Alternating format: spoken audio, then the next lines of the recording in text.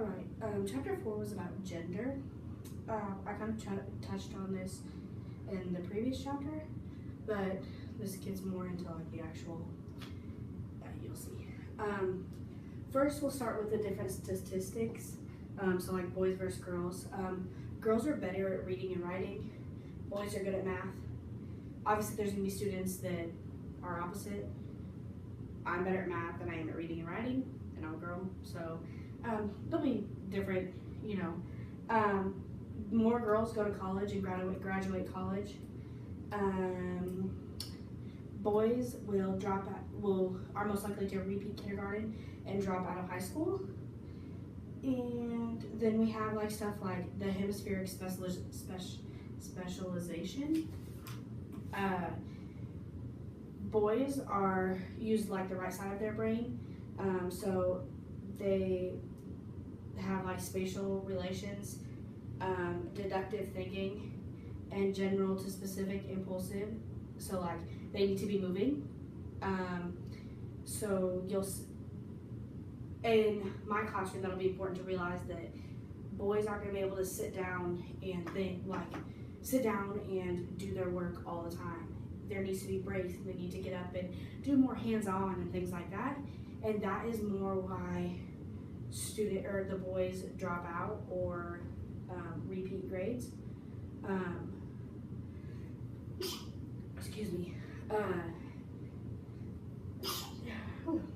Okay, so as a teacher, I need to make sure that my boys are giving, and some girls too, obviously, but are given the opportunity to be active.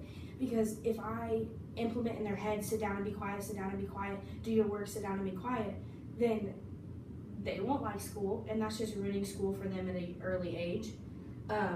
The girls think with the left side of their brain, which is like their language skills, which is why they're better at reading and writing, inductive thinking, and they excel in like relationships. So you'll see that girls, well, I mean, it's, you know, people say girls are petty, but they just are better friends at the start, I guess is kind of how to explain it. Secondly, we have puberty. Girls start puberty sooner than boys, which means you'll have the girls that are getting all emotional and things along those lines. And that will sometimes start as soon as 4th or 5th grade, and the boys won't understand that. So the girls will be learning about themselves and their different, you know, body parts and what things can do like that. And the girls will start to get breasts, and the boys will think that's weird. But it's important to just explain, like, listen, girls are going through some changes. You guys will go through some changes in high school or, you know, later. So I think it will be important for me to watch over that and talk with the boys and talk with the girls and explain that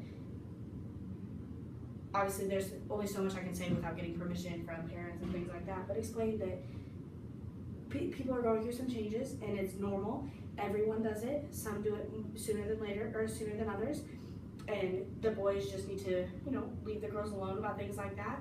And the girls just, who cares, you know?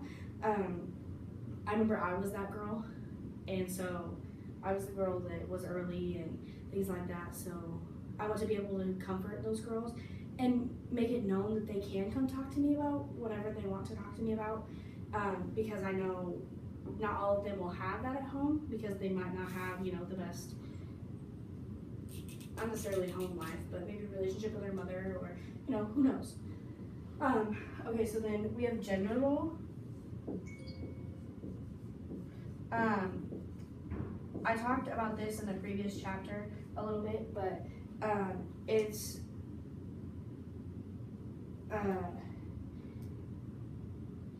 the boys receive more PhDs and girls receive more masters, but it's obviously known that boys are known to be more successful, so they have have the better jobs, quote unquote.